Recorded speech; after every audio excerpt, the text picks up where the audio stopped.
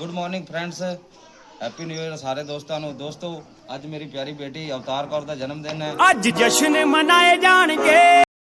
ਨਾਲ ਅੱਜ ਨਵਾਂ ਸਾਲ ਹੈ ਜੀ। ਸਭ ਨੂੰ ਬਹੁਤ ਬਹੁਤ ਮੁਬਾਰਕਾਂ। ਤੁਸੀਂ ਮੇਰੀ ਬੇਟੀ ਨੂੰ ਵਧਾਈਆਂ ਦਿਓ ਜੀ ਜਨਮ ਦਿਨ ਦੀਆਂ। Happy new year Janu, happy birthday, bye ਸਾਰੇ ਦੋਸਤਾਂ ਨੂੰ ਜੀ। ਆ ਵਿੱਚ ਇੱਕ ਹੋਰ ਸਾਡਾ ਮਜ਼ਦੂਰ ਆ ਗਿਆ। ਚਲੋ ਬੋਲੋ ਸਾਰਿਆਂ ਨੂੰ ਹੈਪੀ ਨਿਊ ਇਅਰ ਆਲ ਫਰੈਂਡਸ, ਬਾਏ। ਬਸ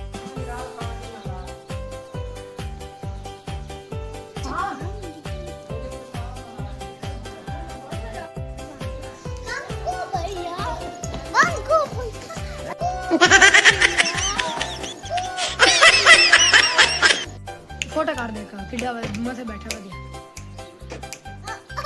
बढ़िया कीरू बड़ी तेज है। कीरू बंदा सियाना है। कीड़ा साथ हे होवे